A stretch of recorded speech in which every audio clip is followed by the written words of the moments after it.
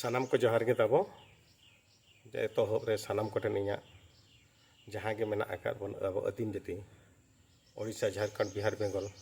सानाम आदिम जाति कोठेन इᱧᱟ लासाणेत गड जोहारिन चाल किया सावते आरो मारंगबुर जहारे ठनी नेहरोक कना जेमन सानाम को गनाय रे नापाय रे बाड़े किन दोका बन मा तबन तेहन आरो जाव दिन लेका आरो मिटी तेहन मिटी नवा टॉपिक को कति हिजुक कना मेन गोसाय सानाम कोठेन आरो मिटी एतोहब सानाम कोठेन इकिन खोजो कना जे माने बरसिन दिन लगिन इᱧᱟ चेत मिटी अपडेट बन अगु दाड़िया तहनो मेनखान उनका गे मिटी माने कटी असुविधा को हुई लन खातिर ते बांगिन अगु दाड़िया तहनो मेनका तेहन अगुइया मा तबन तेहन आरो मिटी टॉपिक को कति हिजुक तेहन दो अब भोज दिसमन अलगा भोज दिसमन अलगा चेत लेकारे माने इᱧा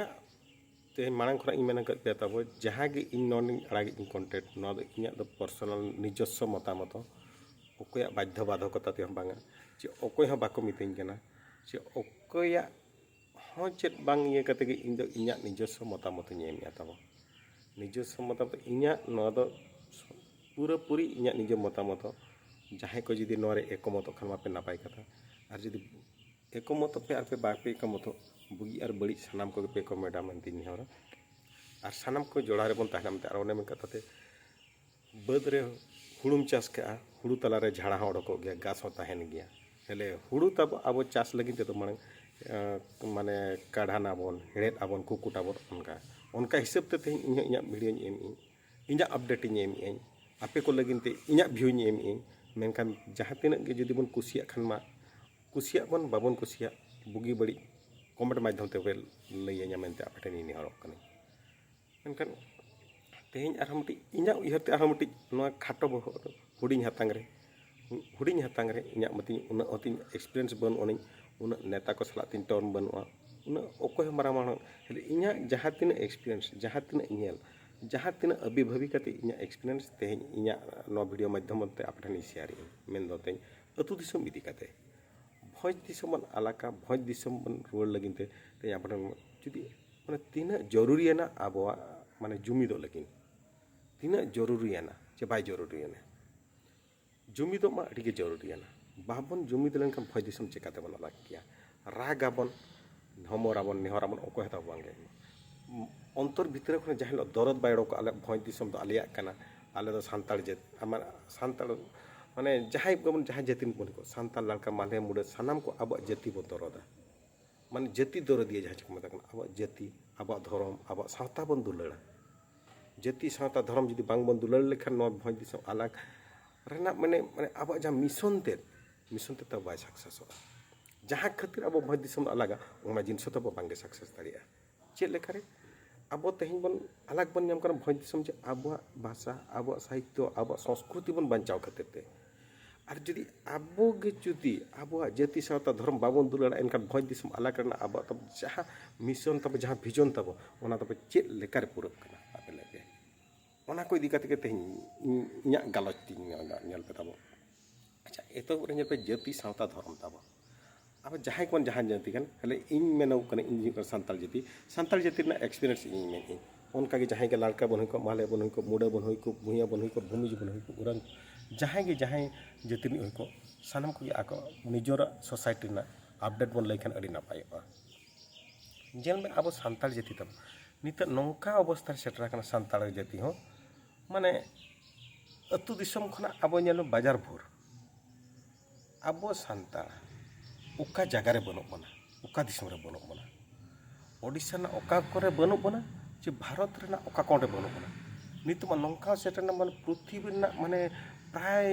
जहाँ तीन गे देश में जो देश बन सेटर हिन गया सांताल मेनखान जहाँ तीन ओडिशा जहाँ कोटे के बताए भारत जहाँ कोटे के बताए पृथ्वी जहाँ कोटे के बताए को उनको सांताल भितर अब जाति लगिन अब धर्म लगिन अब सावता लगिन तीना दरद हिजुक कना एतो ओंडे खना गे तब अब ओना दो कना ग्रास रूट जहाँ को मता के छति को अब ओने दारे जुदी रहोया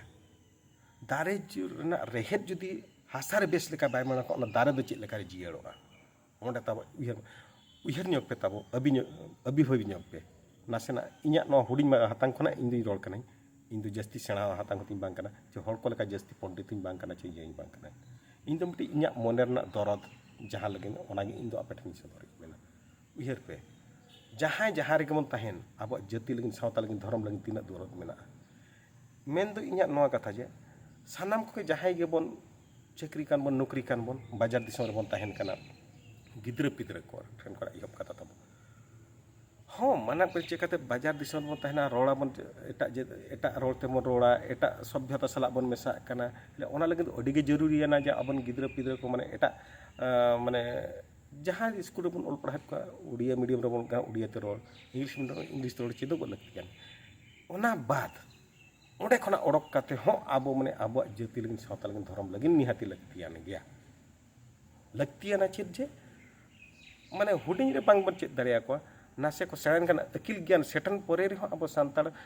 रेना दो नासे बन चेद आको गया सिखाओ को गया बन जे आबो भाषा दो नो आबो संस्कृति दो नो आबो परंपरा दो नो काना मेनते जहाँ चे माने अब छत्तीक को ते तो बांग बन गासे रचो को छत्तीक को ते तो बांग मिमटी बन नौका सेटरो कना नौका नेल के आंजम के नेल के ओना दो बइन मेन के आंजम के अड़ी गे माने मिमटी आलो बन अड़ी सोमा तब जहाँ जुदी मारंग मारंग येनो मिमटी मा बाजार रे तहिया कन हर मा सांताल जे कनाले मेनते हो लगिन माने आको निजु को इंट्रोडक्शन एम लगिन हो पला जाब कना चेत चिका मिट्टी कथाñ मेना जेमन उनको नवा खातिर को लाजाब कना जेमन इña ये तम पाले तो जेतु अब नितो अतु दिसम रे अतु दिसम तब उहर पे अब तीना चेहरा परंपरा ताहे तीना चेहरा संस्कृति ताहे तीना चेहरा तब पारा पुने तीना नापाय ताहे होड़ा अब भितर माने तीना चेहरा भाई भाई संपर्क माने तीना संपर्क तब तीना नापाय ताहे माने होड़ा दुख रे बन दुखु कान तान होड़ा सुख रे बन सुख बन माने हर जुदी अब ओड़ा सुर रे जुदी कोई दुख कना रेंगेज अकनाय रुआ कनाय संगे को बदल सुबे ले नितो चेदा ओना जिन सबाय हिजु कना मुझे ले हिस्सा सुया तब नितो नुना माने छराव कना अतु समरे माने ओना हिसाब के बन मिन हर जुदी नासे चेतान अनखान उनी चेत चिका बन हिस्सा कना इया में तो माने चेत चिका बन हिस्सा कना अच्छा उनी जुदी अब मिटी साहाय्य जुदी तेहेन बन दुलड़ कना आज प्रति जुदी अब माने गरज हिजुआ मिदिन आज अच्छा आदो टाका पैसा तो भाई गड़ो आबना बुद्धि दिशा ते गड़ो आबना और बुद्धि दिशा मिद हटन का कोकोय दो अडी मुश्किला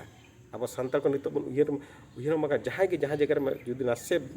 ये जगह मेना का स्टार्टर जगह मेना का उनको कोटन का नासे चेदमा बुद्धि दिशा दो को इनका तो बाको एमा ओको ह बाय लेयमा हेले निजे ते ओना बुद्धि दिशा ओडा खो तो ओना जगह ते उनकान हर सला मेसाले ना उनका बुद्धि दिशा जो ओना ती नेट का जेमन अतु दिसम में नितो जेमन उनदिन जहाँ लेका ताहिया भाईचारा मिटी ताहिया जेमन बहा मिटी माने सगई ताहिया सुलुक सगई ताहिया ओना जेमन अतु सरे नितो आरो बन अगुरुवर मा मेनते अगुरुवर बन जेमन मारांग को दो मारांग लेका व्यवहार बन एमा को हुडिंग मारांग को मारांग लेका व्यवहार बन एमा को खान आज तेगे उनी मारांग बहा हुडिंग बहा के चेतान ते दुलड़ हिजुआ दया हिजुआ दरद हिजुआ ओने ओना गे अडी मारांग जिनिस कना सावते ओना ओड़ा ना जिनिस होइना अतु सना जिनिस होइना नेलते तब मजी नायके जग मजी नुकु तो माने तीना मारंग जगह रे मेना कर को तब तीना माने अब दो मजी नायके जग मजी तो तब तीना स्टेटस जगह कना हां तेहेन मा कना मजी नायके इदी कते हो तब आर मिट्टी भिडियो nya गुइया ओना हो जेमन ना आपे पे नेल गया आपे कुसिया के मेनते आपठन हो मेनखान आरो सानाम को मुचाद दिन जेमन आबो जाति लगिन आबो सावता लगिन आबो धर्म लगिन दो आबो तब दुलड़ हिजुक मा आबो जाति सावता धर्म बन दुलड़ के खान निहाती मिद दिन मा मिद दिन भोज दिसम अलग गया और नवा दो हुयुक गया आबो जाति लगिन सावता लगिन धर्म लगिन आबो दो उन जहां गे होय को सांताल लाका मालहे मुडे जहां गे जहां जातिन बन होय को आबो जाति रेना आबो धर्म लेना आबो सावता रेना दुलड़ बन अगुया अब और ओनारे जुदी दरद हेज लेन का नेल पे मिद दिन आज तेगे उना आराम ते उना चेहरा ते अब भोज दिसम नाम रोड़ा ओना ना दो माने कल्पना खन बाहरे रे मा तबे खान नवा वीडियो दो निना गे नवा दो मुचाद और मिट्टी वीडियो तब अगुई ना जहाँ चे माने मजी नायके जग मजी नुकु इदी काते नुकु पैसा चेद इña मत पर निजे मतामत ओना वीडियो माध्यम ते आपे लई सदर आपे और बुगी बड़ी दो आपे हम पे लईन गया बुगी और बड़ी गानो बांग गानो दो जतो बन तुलो मामला ले एना ओना जिनस दो बुगिया दो अडकोआ ओना निना गे मेन काते माने नवा वीडियो दिन मुचाद इन सनाम को जोहार और हम मुचाद हारे मारांग बुरु जाहेर आयो